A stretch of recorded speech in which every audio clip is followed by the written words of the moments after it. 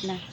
તો તારીખ 15મી રોજે નિશાળમાં એક સંજીરાનું ઝાડ હતું તે પડી ગયું છે. તો એના નાના નાના ટુકડા કોકને કામ આપ્યું છે કર્યા છે. હું તો આજ પાણી પાવા વારો હતો, એકાત્ર આવું છું ત્યાં વારો હતો, જોયું ત્યાંના ટુકડા જોયા મેં કરેલા.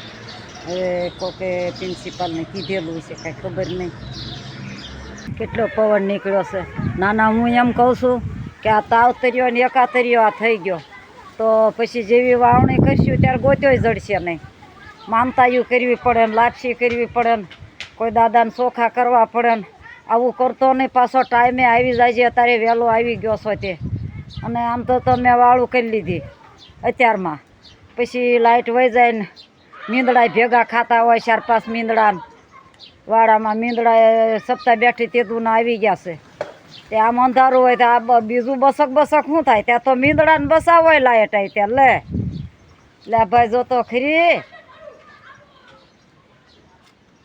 તે મને એમ થયું તે વાળું કરી લો ને પ્લોટ વિસ્તારમાં વિડીયો એડિટિંગ કરાવવા જાઉં, થોડુંક આઘું છે. પણ આ પવન ઝપટું લેજો ને મારા વાળા વિખરાઈ ગયા. કેટલો પવન આવે છે સરસ મજાનો. તો હું અત્યારે જાઉં છું પ્લોટમાં. પણ બીક કેવી લાગે કે તાર તૂટ્યા હોય ને તો હાળું વીંટોળાઈ જાય, મારો વિડીયો અધૂરો રહી જાય અને પગાર આવતો ચાલુ ન થઈ જાય ત્યાં સુધીમાં તો એમ થાય મરવું નથી. એકાદો પગાર લઈ લો પછી ભલે મરી જાવ.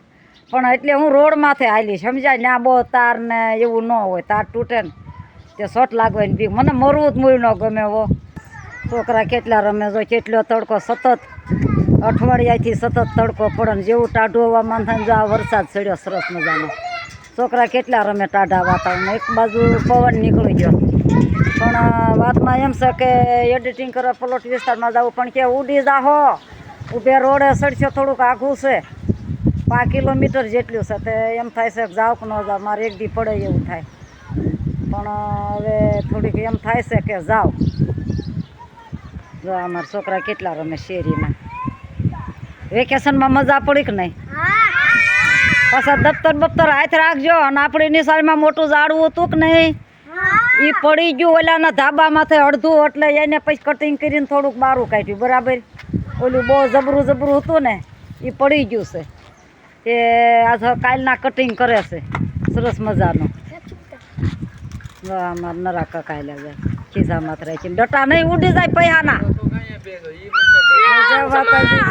હા પણ સારું, પણ આ બીક લાગે છે. જો ને કેવું સડ્યો વાદળ.